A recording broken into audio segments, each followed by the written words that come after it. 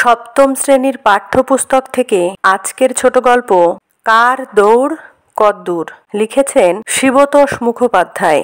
ইঁদুরের দৌড় তার গর্তের পানি, নদীর দৌড় সাগরে, খবরের দৌড় কানের দিকে, আঘ্রাণের দৌড় নাকের দিকে, সুন্দরের দৌড় স্বভাবত বিদ্যার দিকে, খদ্দেরের দৌড় দোকানের দিকে, রোগীর দৌড় ডাক্তারের কাছে, সুখের দৌড় দুঃখের দিকে, দুঃখের দৌড় সুখের দিকে, জন্মের দৌড় মৃত্যুর দিকে আর মৃত্যুর দৌড় জন্মের দিকে, প্রত্যাশীর দৌড় মরীচিকার পিছু পিছুতে, আপেল দৌড়ায় মাটির দিকে, গাছ মাত্রেই দৌড়াতে নারাজ, আর প্রায় সমস্ত প্রাণী চলতে সক্ষম, গাছরা দৌড়ায় না।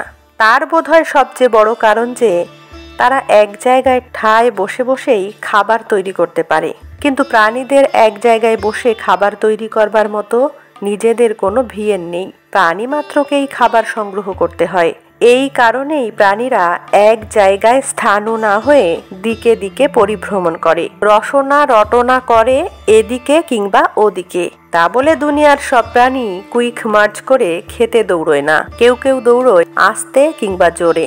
আপনার কৃতিত্বে কেউ বা গা দিয়ে কেউ বা পা দিয়ে এক জায়গা থেকে আর এক জায়গায় চলে যায়।